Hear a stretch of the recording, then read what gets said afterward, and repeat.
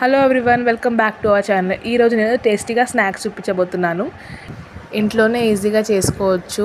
ఇంకా ఇది చాలా మంచిది కూడా హెల్త్కి. ఇది బయట నార్మల్గా నూడిల్స్ అవన్నీ చెత్తవి తినడం కన్నా ఇది తినడం చాలా మంచిది.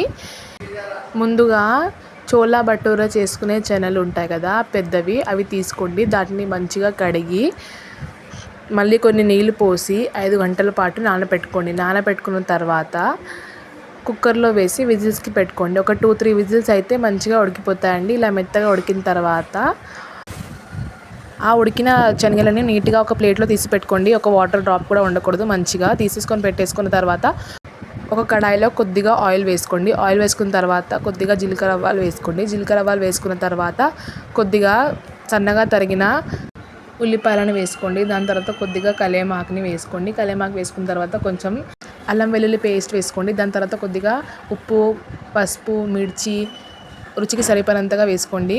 ఇంకా మీకు కావాలంటే ధనియా పౌడర్, చాట్ మసాలా కూడా వేసుకోవచ్చు. బాగా కలిపేసుకోండి. ఇలా కలిపేసుకున్న తర్వాత ఒక 2 మినిట్స్ కోసం మూత పెట్టేయండి. 2 మినిట్స్ తర్వాత స్టవ్ ఆఫ్ చేసుకోండి. ఇదంతా ప్రాసెస్ చిన్న మంట మీద అయిపోయిందండి. మన టేస్టీగా మనకి ఇంట్లో స్నాక్స్ రెడీ అయిపోయాయి అన్నమాట. ఇప్పుడు కొద్దిగా నిమ్మకాయని పిండుకొని సర్వ్ చేసుకోండి. సింపుల్ అండ్ ఈజీ రెసిపీ మీకు నచ్చిందని అనుకుంటున్నాను. నచ్చితే please like and share and subscribe చేసుకోండి. Thank you.